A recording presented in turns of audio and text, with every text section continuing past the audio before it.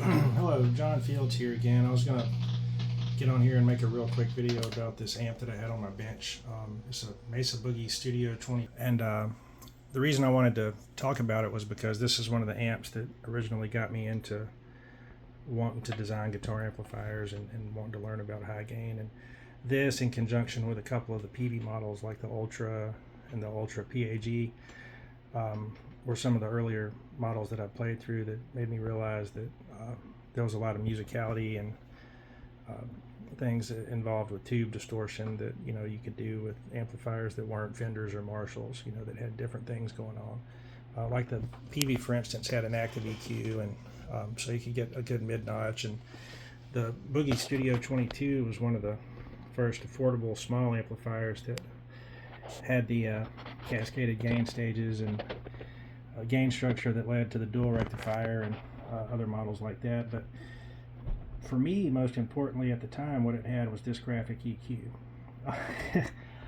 And excuse me, the reason that was so cool was because I kind of realized as soon as I plugged into it and played through it and got a feel for it that it was probably basically just mostly a tube amplifier, and that most of my tone shaping and all that stuff from the kinds of distortion that I was wanting to get was happening here. And so I deduced that I could probably get a graphic EQ pedal and do the same thing.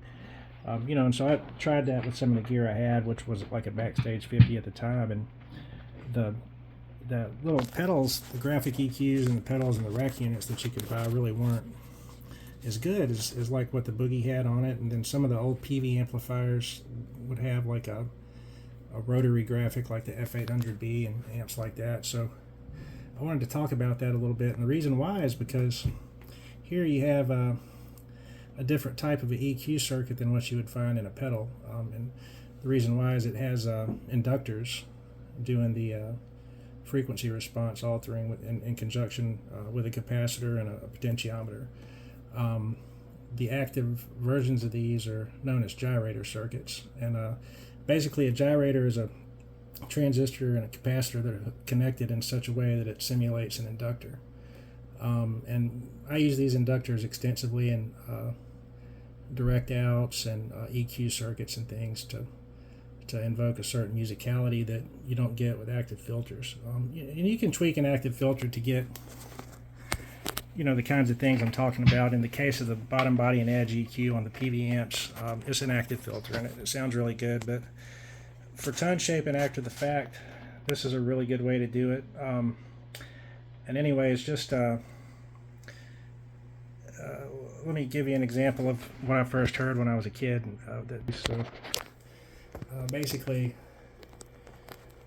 let's see if I can get that to pop up there. You have a regular channel here,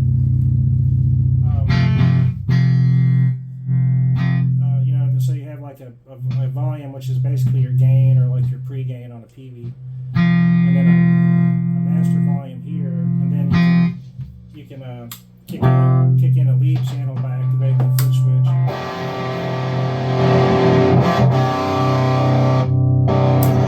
And then balance the volumes that way. Okay, now here's a typical EQ setting.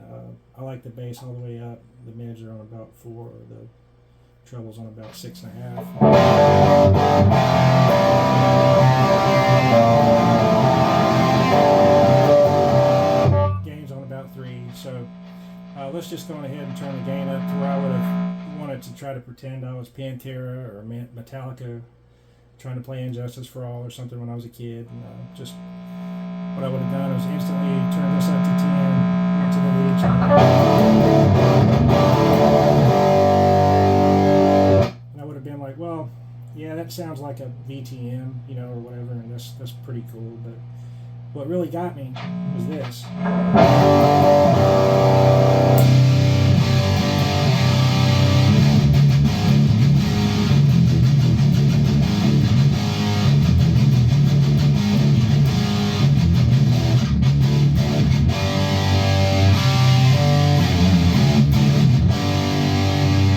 It made me not have to know how to play it all, basically, and so I could just sound like that and just riff away, and until you get into a band situation, it's awesome.